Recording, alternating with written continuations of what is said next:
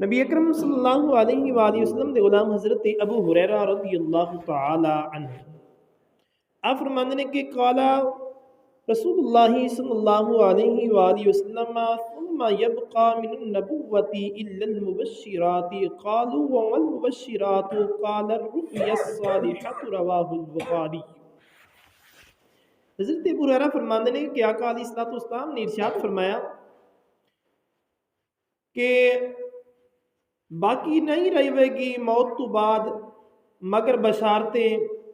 لوگوں نے عرض کی تھی یا رسول اللہ صلی اللہ علیہ وآلہ وسلم بشارتہ کی نے؟ حضور نے ارشاد فرمایا اچھے خواب۔ اس حدیث مبارکہ دے اندر آقا علیہ الصلوۃ والسلام نے ارشاد فرمایا کہ میری وفات تو بعد میں جدوں ظاہری طور دے اتے دنیا تو پردہ فرماواں گا اس وقت وہی ختم ہو جائے گی، قیامت تک نہ کوئی اور نبی آئے گا اور نہ ہی کوئی وحی آئے گی۔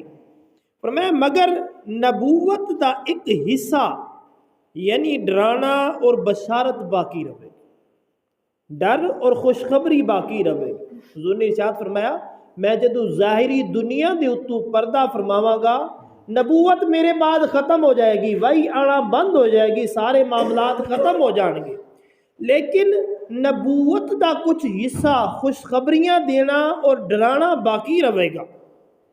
رب تعالی خواباں دے ذریعے علوم غیبیہ اگلے حالات دے اتے اطلاع برابر جاری رکھے گا۔ اللہ تبارک و تعالی خواب دے ذریعے نیک صالح لوگاں دے خواب دے اندر اگلے حالات دے اتے اطلاع برابر جاری رکھے گا۔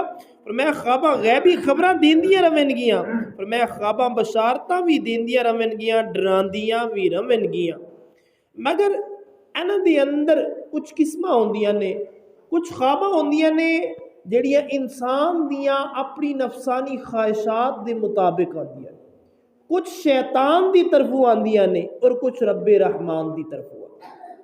خواب جناب حضرت ابراہیم خلیل اللہ نے بھی ویکھیا سی۔ اللہ قرآن دے اندر ارشاد فرماندے انی ارا فی المنام انی اذبحک، میں اپنے خواب دے اندر ویکھیا ہے میرے بیٹے اسماعیل میں تینوں ذبح کر رہا سی۔ یہ اس خالق کی کائنات مالک کی اردو سماوات دے طرفوں خواب سی۔ بعد یازا علماء کرام مفسرین کرام بھی فرماندے نے کہ اگر تسی خواب ویکھیا ہے اس کے اندر اگر تانوں نیکی دی ہدایت کیتی گئی ہے یا رب تعالی دی طرف کوئی خوشخبری ملتی ہے تو سمجھ جاؤ او خواب خالق کی کائنات مالک کی ارض و سماوات دی ہی طرف ہوئے۔ اگر کوئی شیطانی وسوسہ آیا ہے تو سمجھ لو اے شیطان ہی ہے، شیطانی خواب ہی ہے۔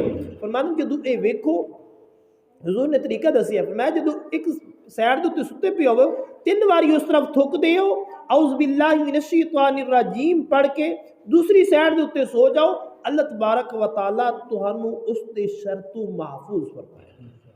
اور فرمایا کہ اگر برا خواب ویکھو تو کسی دے اگے بالکل ہی ذکر نہ کرو، اگر کسی چیز دی بشارت ملی ہے تو اس دے اندر بھی علماء کرام فرماتے ہیں کہ ماں سوا کسے اپنے پیارے جس سے کو اگر کوئی تفسیر پوچھنی ہے یا کوئی چیز پوچھنا ہے صرف اور صرف ان دے نال ہی ذکر کرو، اس دے ماں سوا بھی کسی دے نال ذکر نہ کرو۔ ہاں اگر کوئی امت دا اس طرح دا معاملہ ہوئے یعنی کوئی خواب دے اندر ویکھیا ہے کہ اسی نماز نہیں پڑھتے تو ساڈے اوتے اس طرح دی عذاب آ رہے نے، اس خواب نو دوستو احباباں تک شیئر کرو کہ یار خواب دے اندر اس طرح ویکھیا ہو سکتے اللہ دا عذاب نہ نازل ہو جاوے، اسی سارے نو مل جل کے اللہ نو راضی کرنا چاہیے۔ اگر خواب دی نوعیت تعلیم امت ہوئے یعنی نبی اکرم تاجدار انبیاء صلی اللہ علیہ وسلم دی امت نو تعلیم دینا ہوئے تو اس کے اندر ایک دوسرے دے نال شیئر کرن دے اندر کوئی ممانعت نہیں ہے، ورنہ اگر برا خواب ویکھیا ہے تو انہوں صرف اپنے تک ہی محدود رکھو، ولا حول ولا قوت الا باللہ العلی العظیم پڑھتے رہو۔ اور نبی اکرم تاجدار انبیاء صلی اللہ علیہ وآلہ وسلم نے دسیو طریقے دے مطابق اعوذ باللہ من الشیطان الرجیم پڑھو، انہاں چیزوں تو اللہ تبارک و تعالی شیطانی وسوسیاں تو تانوں محفوظ فرمائے گا۔